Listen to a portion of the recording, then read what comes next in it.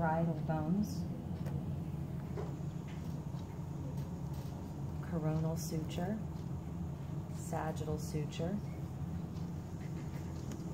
squamous suture, that's between the temporal bone and the parietal bone, and lambdoid suture, which would be between the parietal bones and the occipital bone.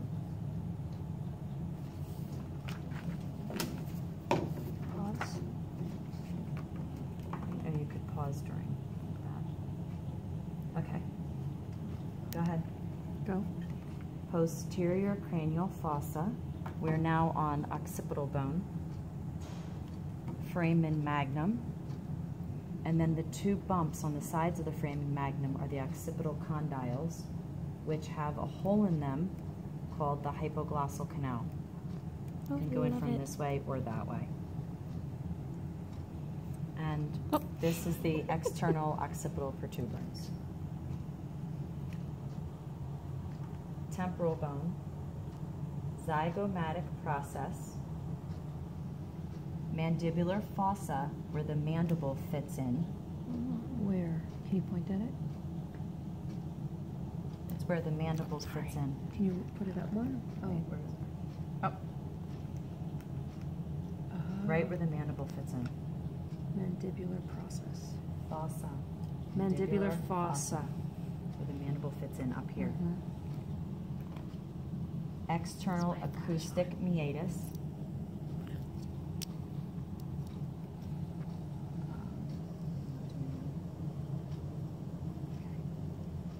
Mastoid process. Styloid process. Can you show me the mastoid process again? The bump underneath your ear. Mastoid process, styloid process. Pause. I have to flip back so I can make sure I get all the holes. Okay, ready? 1, 2, 3, Go ahead. Okay, we're now going to do sphenoid bone. So this is the sella turcica, that saddle. And then right inside is the hypophyseal fossa of the sella turcica of the sphenoid bone. Hypophysoid. Hypophyseal. Hypophyseal fossa of the sella turcica. Sella turcica. Sella turcica of the sphenoid bone. Of the sphenoid bone. And then you have the greater wing.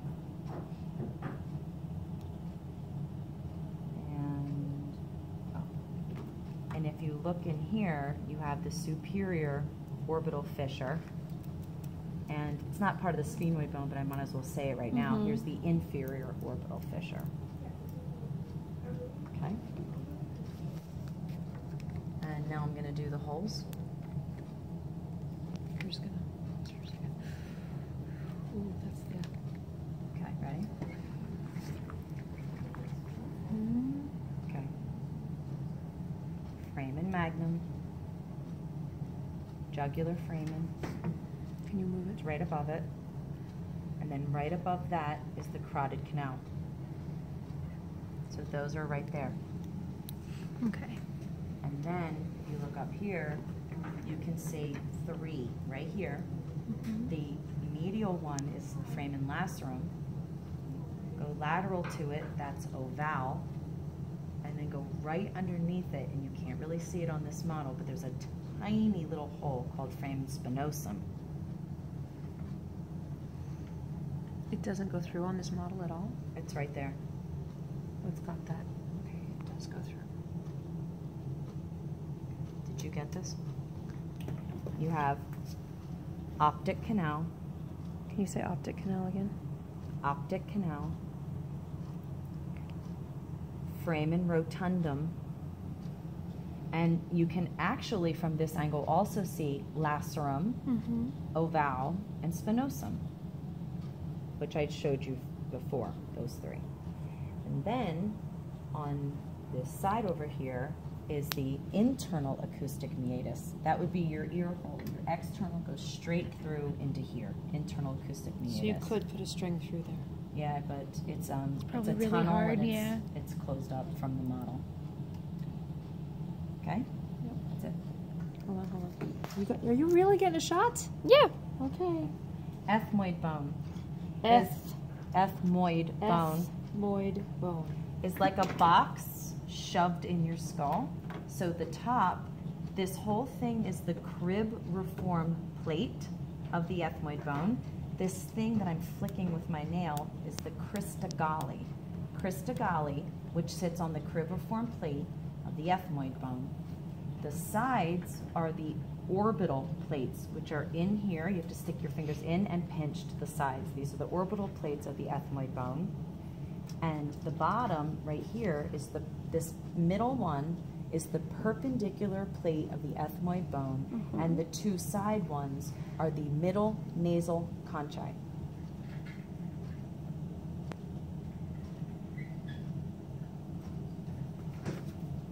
There's two middle nasal conchae. Yep. Okay, next. I paused. Okay. What are we doing now? Start up, mandible, maxilla. Okay.